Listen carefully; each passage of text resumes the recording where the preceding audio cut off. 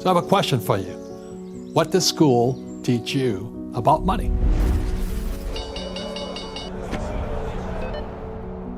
So when I'm 9 years old, I'm sitting in the 4th grade, and I asked my teacher, I said, hey, when are we gonna learn about money? And my teacher smiled and she said, we don't teach the subject of money in school. Like I could almost hear her saying what my pastor would say, the love of money is the root of all evil. And I said, well, it may be evil to you, but it's not evil to me. I want to learn how to make money. So I'd go home to see my poor dad. He's the head of education. And I said, when do we learn about money at school? And my dad says to me, we don't teach money at school. And I said, why not?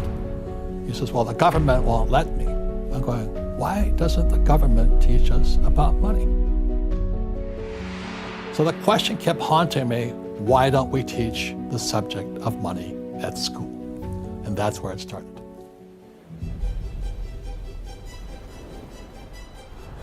So the story of Rich Dad, Poor Dad is a story of two cultures. One academic, one capitalist. And they didn't like each other.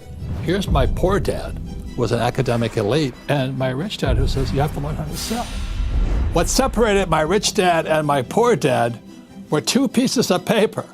My poor dad thought his college diploma, his PhD, was everything. And my rich dad thought his financial statement was everything. But really what makes you rich is your financial statement. I wrote Rich Dad, Poor Dad in 1997 and was published. It had to be self-published because every publisher said, you don't know what you're talking about. And today the book is in, I think, 100 languages or 50 languages, whatever it is, and it's still selling. When I wrote Rich Dad, Poor Dad, I put in there savers or losers. And people got so angry because for many people, saving money is a religion. But why would you save money when the government and the Fed are printing money? The other lesson in Rich Dad, Poor Dad is the rich don't work for money. What the rich know how to do is know how to use debt to buy assets so they get richer.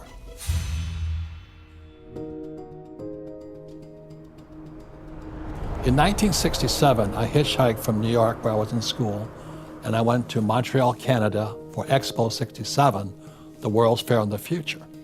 And the reason I went to Expo 67 was because one of my father's favorite teachers, Poor Dad's favorite teacher, was R. Buckminster Fuller.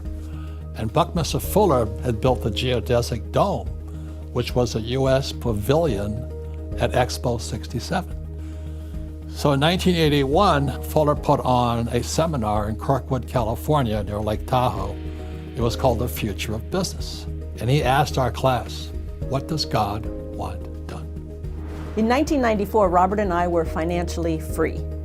And the beauty of that, the real beauty behind all of that, was that for the first time, we actually had the luxury to ask ourselves, what is it we really want to do with our lives? So instead of us traveling all over the world, telling people what we did, we thought, wouldn't it be cool if we could create a tool, an artifact, something that could teach people exactly what we did to get out of the rat race of life and become financially free. And we created the Cashflow board game. So we created a board game called Cashflow. It kind of tricks you a little bit because you don't even realize you're learning, but you're playing this fun game and you're learning about money and investing. And basically what we found out is people all over the world in countries everywhere were getting together on a regular basis and playing the Cashflow game and teaching each other financial literacy. We found out we had over 3,500 Cashflow clubs around the world. And you help each other. You know, it's called cooperation. And you learn together. So the Rich Dad Cashflow Club culture is the same culture of my rich dad.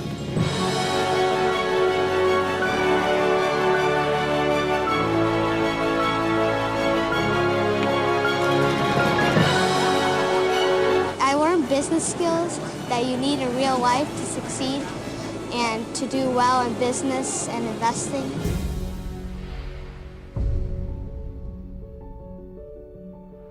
The Cashflow clubs are very near and dear to me and to Robert because it is people teaching people the lessons, the philosophy of Rich Dad. It's an environment, it's a culture, a capitalist culture, a culture of learning, a culture of respect, that whether you're rich or poor or smart or stupid or a PhD or never finished school, you've come to learn. When Robert and I realized that we had all these cash flow clubs all over the world, we realized that these cash flow clubs were fulfilling the mission of the Rich Dad Company. So one way we fulfilled the mission of the Rich Dad Company, which is to elevate the financial well-being of humanity, is number one, we keep financial education simple. We make it fun. That's why we have games. And we use real teachers, not fake teachers, but also we have people teaching people. So we created the Cash Flow board game in 1996. We created the Rich Dad Company in 1997. And then in the year 2000, Oprah Winfrey called. And she says, we would like to have Robert on Oprah. And my heart was like beating so fast.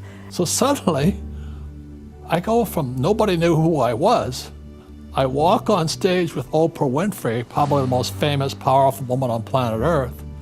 And she loved Rich Dad, Poor Dad. And then right after that, Donald Trump called. Mr. Donald Trump and Robert Kiyosaki. Define rich.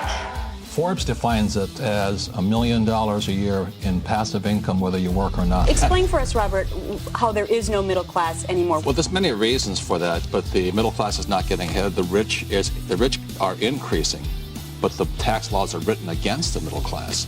So we just got together and said we can't change the tax laws right now, but we can change people. When I was in Sunday school, I learned a very important lesson. And what I learned is if you give people fish, you feed them for a day. And that's what we're doing all over the world today. We're giving people fish. Giving people fish only creates more poor people. Rather than give people fish, why don't we do what I was taught in Sunday school, which was teach people to fish. The Cash Flow Club culture is to teach you to fish, but more importantly, teach you to be an entrepreneur so you can create jobs. You see, if we have more entrepreneurs, we have less unemployment and more prosperity.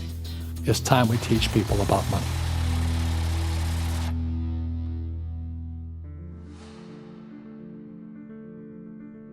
When I was 9 years old, my rich dad taught me how to become rich by playing the game of Monopoly. And I didn't understand why I was playing this game of Monopoly. And one day, Rich Dad said to me, he says, there's many ways you can become rich. One of the best ones are found in this game, Monopoly, because games are some of the best teachers in the world, because all games engage 4 intelligences.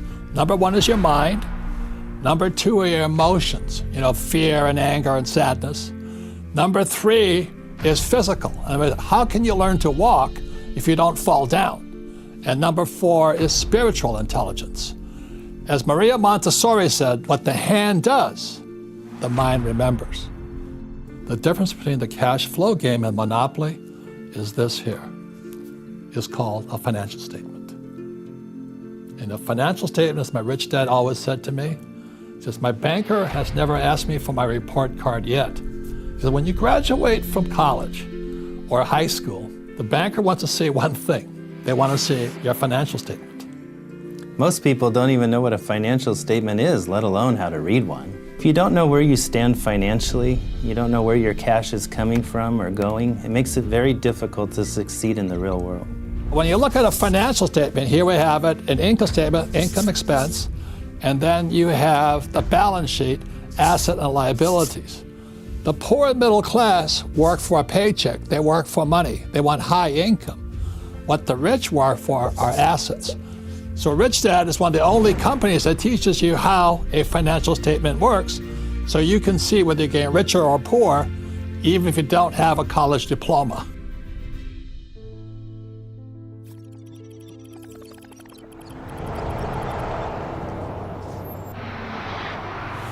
Artificial intelligence or technology is going to keep taking off.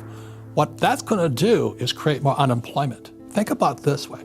Today, there's about 3.5 million truck drivers in America. In 10 years, they won't need truck drivers. So this idea of go to school, get a job for job security is an obsolete idea. Many low-end repetitive jobs that require you to do the same thing over and over again can always be automated. AI is about automating current jobs that are not cost-effective. They have tons of human error, so you can use technology to replace that. In the last 10 years, between 2010 and 2020, the number of millionaires in America went up by 5 times. But also in that same time, between 2010 and 2020, 10 million people lost their jobs. So while the rich got richer, so did the poor get poorer. So when you look at the cash flow quadrant here, who pays the most taxes? What does school teach you about taxes? Because taxes, for most people, is their single largest expense. So which would you rather be? Going to school, getting a job, working hard, and paying a lot of taxes? Or you want to come over to the rich dad's side and pay 0 in taxes, legally? And so for all you millennials out there, this here, if you can't get rich with this, hang it up. This is the most powerful entrepreneur's tool I have ever seen. But if you think like an employee, like my poor dad, this is no help to you.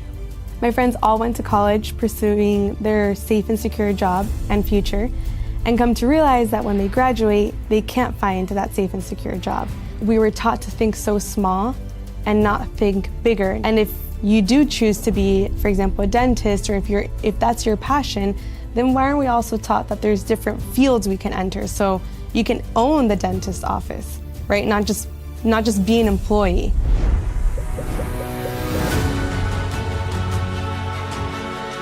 When it comes to money, what worked for your parents and your grandparents does not work today. The rules of money have changed dramatically, and they keep changing at such a rapid pace. The key is to get smarter with your money, to get financially educated, to increase your financial IQ. And that's why the Rich Dad Company was formed. That's why we created the Cashflow board game. That's why Robert wrote Rich Dad, Poor Dad, because it's our passion and our mission to elevate the financial well-being of humanity.